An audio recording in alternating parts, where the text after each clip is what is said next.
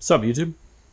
Zan's back, as you know, because you clicked on the video. And we're working on the ZX-10R.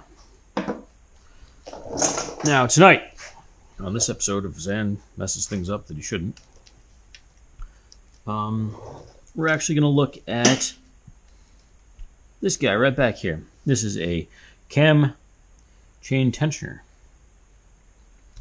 And according to Kawasaki, it's automatic. A little moisture. So, anywho, it's an automatic cam chain tensioner, but according to forums and a couple other places online, you need to get rid of these. They're terrible. They don't work well. And if I start the bike, which it's gonna be really loud for a second. Oh.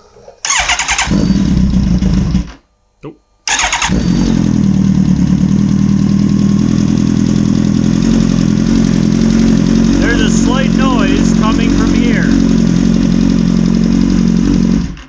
It's only really when it's cold. Once it warms up, it goes away a little bit, but leads me to believe that the cam chain tensioner needs adjustment.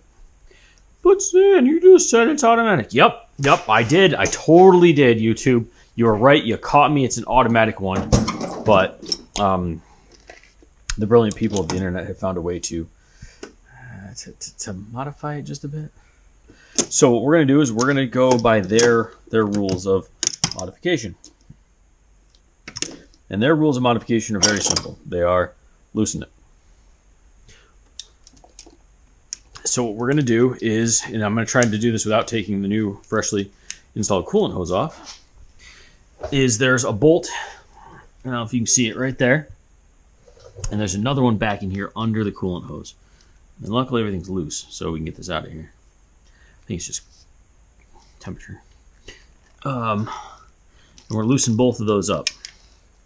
Once those get loosened up, and I grabbed the wrong wrench, of course, then the whole system will slide apart. When it slides apart, we should hear a click.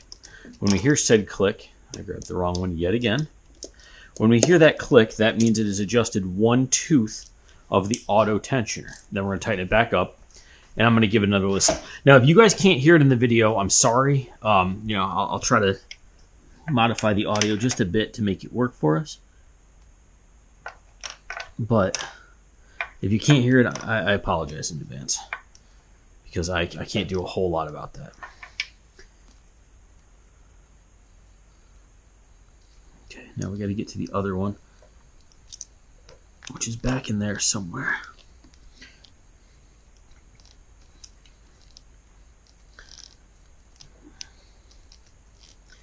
Right there. I think we're going to have to do that with the adjustable. So this swivel head was in places where it really shouldn't have been, and the set screw started loosening up a little bit, and I couldn't find my Loctite at the time, so I just put this electrical tape on it to make it work for the time being. But will I be able to find this bolt back here? I don't know.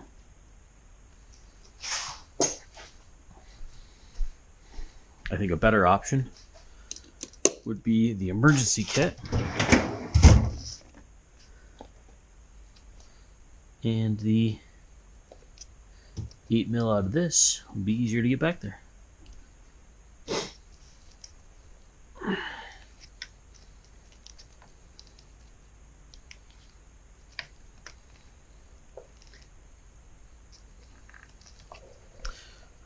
Okay.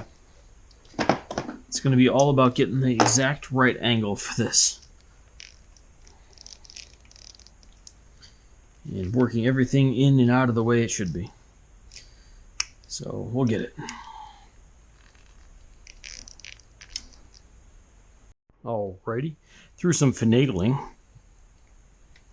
was able to get the ratchet back in there and on where it needs to be. Or it was on. I don't know if it is anymore. It is, just barely. We've gotten that loosened up pretty good. Now I'm going to loosen this one until we hear it click.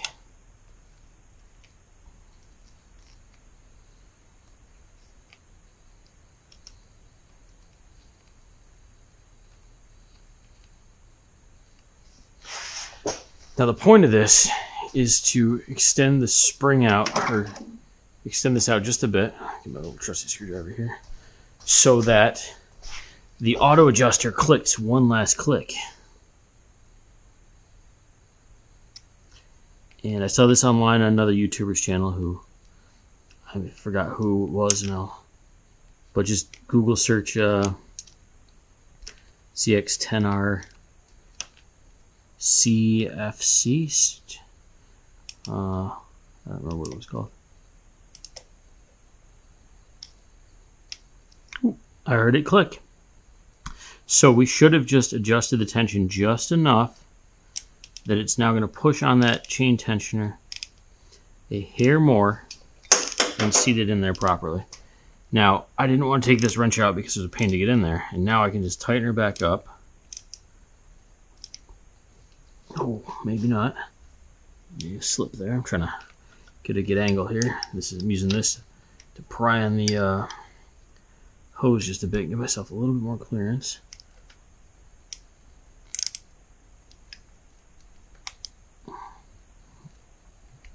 Because the angle is pretty garbage for this.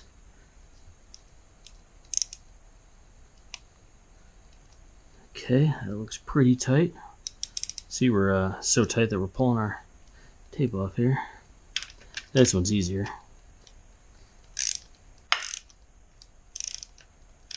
We'll get this one fully seated in there. And we'll find a torque spec on this and do that in a minute. Okay, that's not going anywhere. The other one's still a little loose. I think it's able to get in there easier this way. And I put a light on my head too, because I'm trying to hold everything. It's kind of becoming a pain in the butt. So there's a light on my head for you guys now.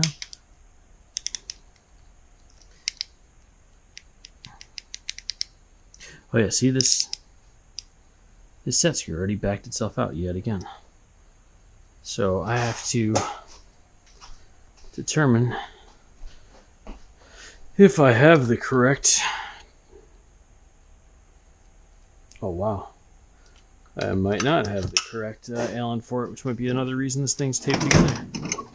Oh, this is definitely gonna be small enough, right? Oh, too small. Okay, maybe we have the right one. Just didn't have it before? I don't know.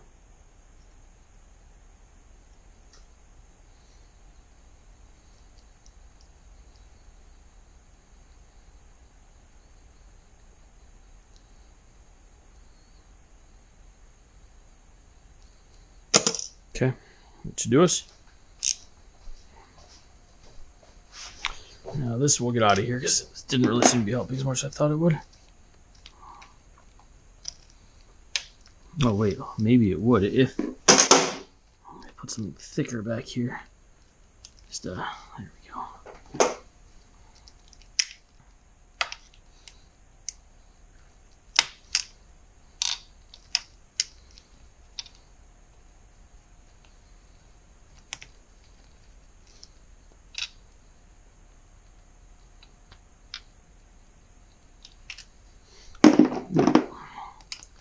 Afraid to lose that now.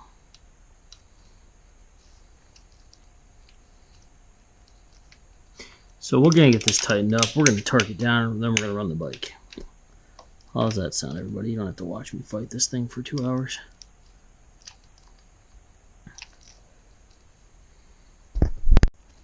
All right, reattached and. Uh-oh.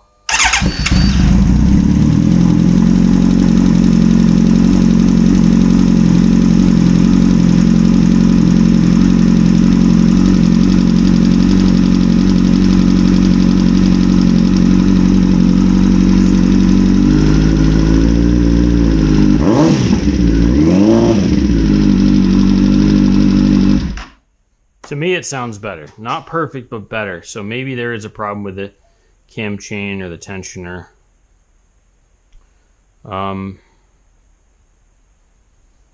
Everything's on there tight, so we're going to leave it. We're going to say it's pretty good. It got better, so we're just going to put it at the better mark. We'll play with it more later if need be. Now, Zan, what else do you have to do to this bike? Well, I got to pull the gas tank back off. Why is that? Well, we've got some things we need to do under the gas tank and under the air filter. and X, Y, and Z, including, but not limited to, we need to figure out where this hose goes and is, and this one. Hose. No, not even close. There's a spare hose around here somewhere that I need to find for fuel, fuel, gas, fuel, excess fuel lead off. I don't remember what it's for. But that's got to get wired or routed down through something else. And there's a few other things that we got to route. So let's take this tank off. And let's see, are we going to leak fuel? I forget how this one works. This is where every tank I get to is different.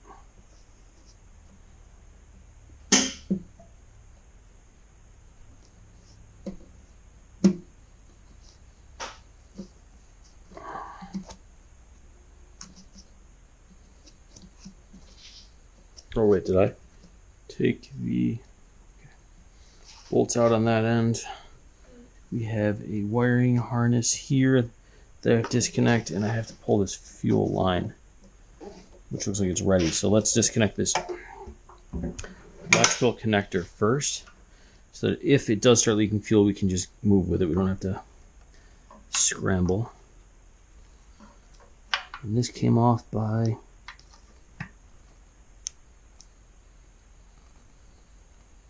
pulling up on this tab and pop. Okay. Easy peasy. Lemon squeezy. Lost a little fuel there, not terrible. Go put this over by the KTM, the other KTM that I work on. We'll just put it down here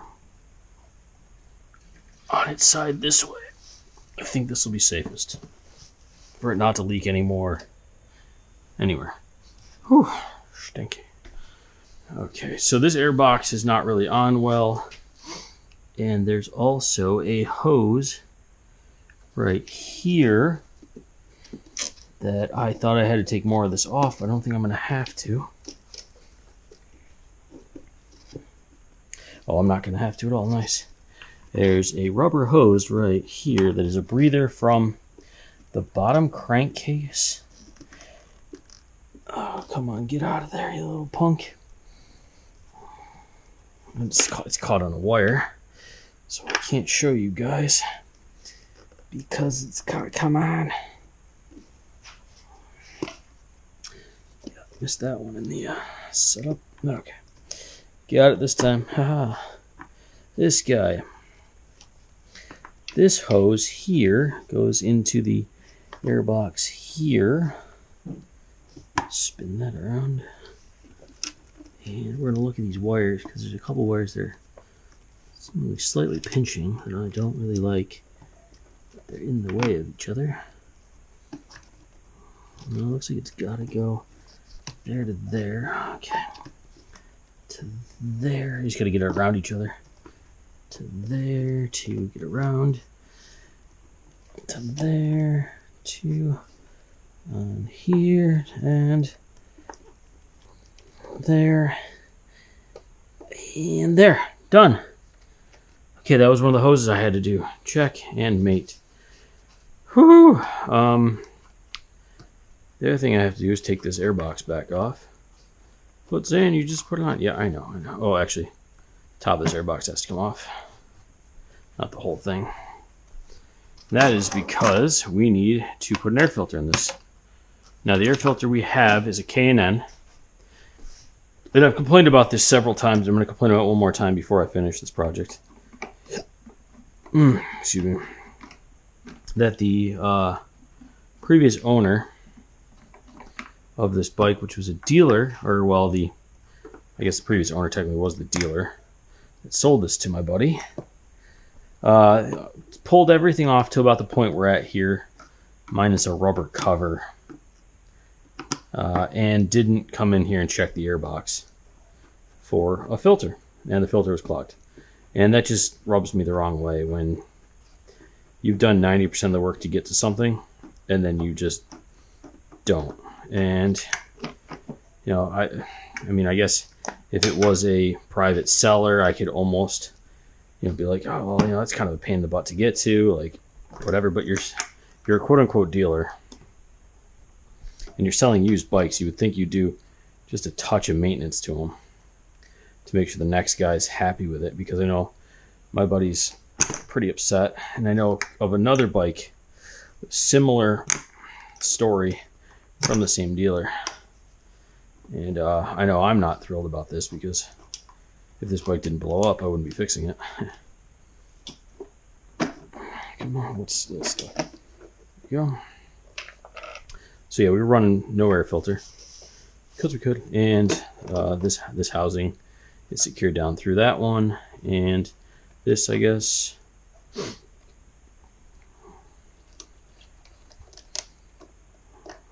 so we can secure all this down.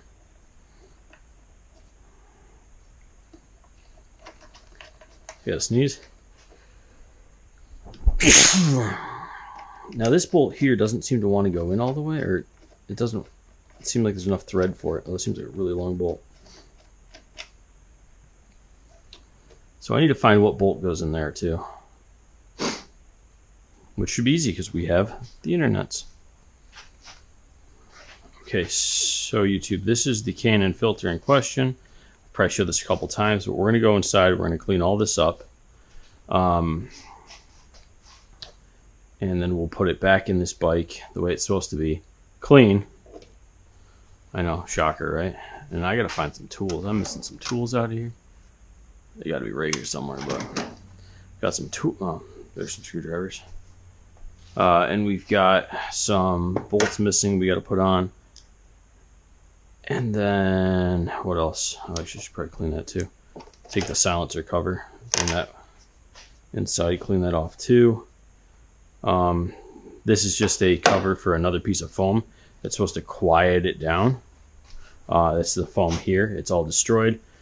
As of right now, we're not going to put this back in because it's a $40 piece of foam, and I'm going to check to see if it's even required because it's tattered and destroyed. And why put in a piece of foam that's going to make it just a touch quieter? I don't think it's really going to affect much in performance wise. I mean, it might capture a little bit of moisture, but that's what the air filter does. So actually that really looks great. Cool. Much better. I'm gonna dust off it. So for now we're not even gonna put that back in. And if it were my bike, I wouldn't bother with that either, because oh no, it's a little louder. Oh, it's a ZX-10R. It's supposed to be loud.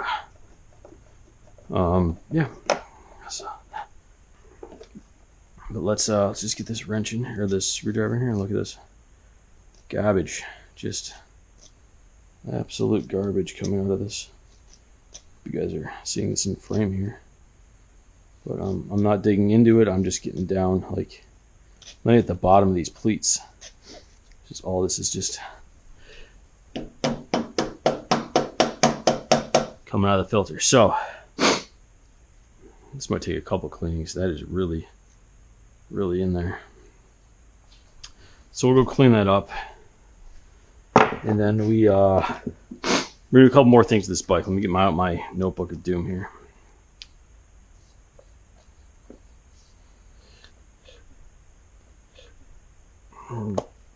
All right. So after we get the filter on, we're going to close up this air box. We're going to get that all sorted out. We got the rubber heat pad here that's going to go, this guy here, that's going to go over the top of this somehow. I got to look up exactly how this fits on here, because it's got to go, I think it goes up to here even. I think it sits up on the frame and then drapes down, and then the injection system's covered by it. And then once we're done with the top end, we'll put the tank back on, bolt everything down, then we'll start working on the final drive. And then we'll probably take this around the block, well, not around the block, but we'll take it outside, maybe up and down the driveway a couple times without fairings on it, just to make sure everything's working properly. Then we'll start doing fairings. So I'll probably be back tomorrow because it's dark and late. I'll clean this up tonight, and we'll work on this again tomorrow. Cool? Cool.